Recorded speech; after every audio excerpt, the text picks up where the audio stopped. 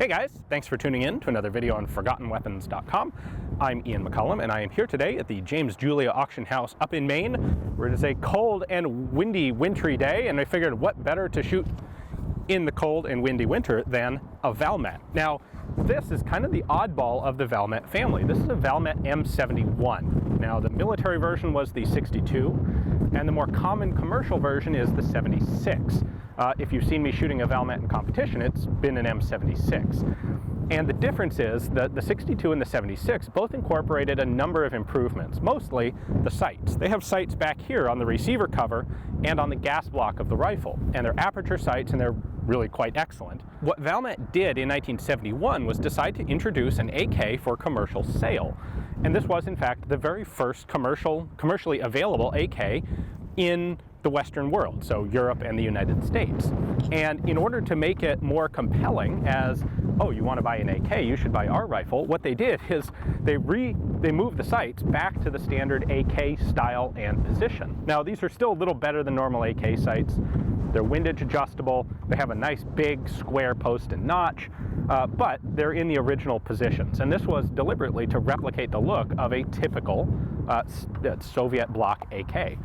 And in addition, they offered them in two calibers. You could get them in 7.62x39, or you could get them in 223 Remington or 5.56 NATO. And the rationale for the 5.56 was that at this time, 7.62x39 simply wasn't available in the West. There were very few guns around that used it. Ammo was hard to get, it was expensive. And so today, when we look at these guns, we often think, oh, it ought to be in 7.62x39. That's the appropriate, correct caliber. However, the vast majority of these were actually sold in 5.56 because that was the gun that people could actually, the cartridge people could actually shoot. So this is an M71 in 5.56. These were made from 1971 until 1978. They did also, in 78, they introduced an RPK version of this with a longer barrel and a bipod, but still these AK style sights.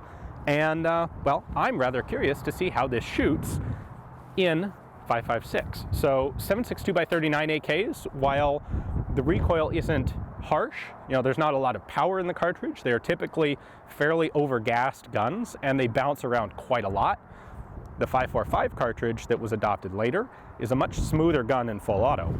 This is, by the way, a legit registered full auto Valmet, and so I'm curious to see how the 5.56 compares to 5.45 and 7.62. Go. Let's find out.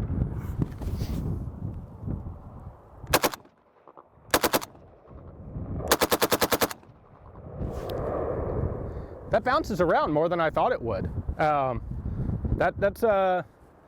There's some experience to that. It's not, I wouldn't call it soft shooting so much. Let's do a little more.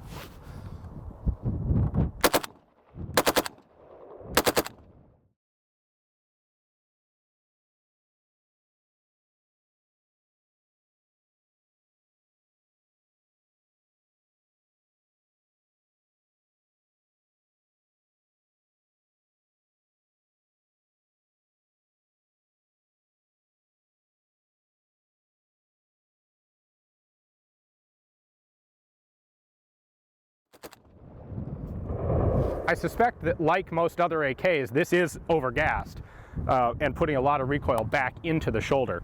In fact, you can feel it through the stock in your cheek.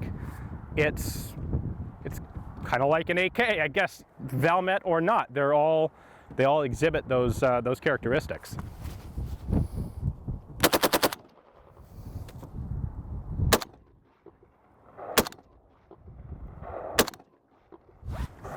You know, even in semi-auto, this recoil is a little harder than I would expect from an AR. In fact, it's a little harder than I would expect from an AK-74 in 5.45. But of course, we do know that 5.56 is a more powerful cartridge than the Soviet 5.45.